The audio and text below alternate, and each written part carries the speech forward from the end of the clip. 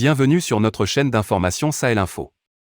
Abonnez-vous et activez la cloche de notification pour ne rien manquer de l'information sur le continent.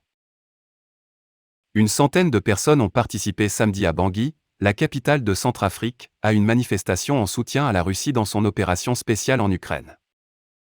Les manifestants se sont réunis au pied d'une statue, inaugurée fin 2021 par le président Faustin-Archange Touadéra, représentant des combattants russes qui protègent une femme et ses enfants.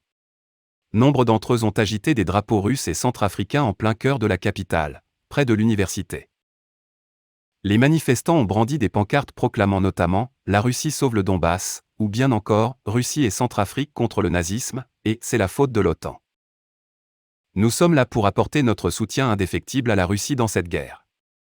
Je pense qu'elle a été imposée par les Occidentaux à la Russie, a déclaré à la presse Blaise Didassien Kosimachi, membre de la plateforme de la Galaxie nationale, l'une des associations qui organisait la manifestation et qui vilipende régulièrement la France, ancienne puissance coloniale.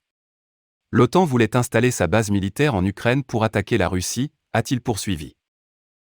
Il convient de rappeler que face aux dangers menaçants des attaques terroristes il y a plus d'un an, le président Touadéra avait appelé Moscou à la rescousse de son armée démunie et mal entraînée et des centaines de paramilitaires russes étaient venus prêter main forte aux services de sécurité.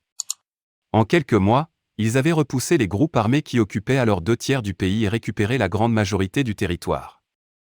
Le 2 mars dernier, l'Assemblée générale de l'ONU a voté une résolution condamnant l'invasion russe en Ukraine. La Centrafrique s'est alors abstenue, comme le Mali, l'Afrique du Sud et 14 autres pays africains. Mais les autorités de Bangui n'ont, pour l'heure, pas pris de position officielle sur le sujet. Depuis 2018, des paramilitaires russes combattent aux côtés des forces armées centrafricaines, FACA, contre les groupes armés. Officiellement, la Russie reconnaît quelques 1300 instructeurs venus former l'armée centrafricaine. Mais selon l'ONU, il s'agirait en réalité de mercenaires employés par la société militaire privée Wagner qui se seraient rendus coupables de graves violations des droits de l'homme sur les civils à travers le pays. Lors de la manifestation pro-russe ce samedi, des banderoles et des pancartes affichaient les slogans « Russie plus RCA égale amitié »,« Russie et Centrafrique contre le nazisme » ou encore « C'est la faute de l'OTAN ». La France n'a rien fait mais la Russie nous a sauvés. On est là pour soutenir la Russie puisqu'elle nous a défendus contre les rebelles, explique un organisateur.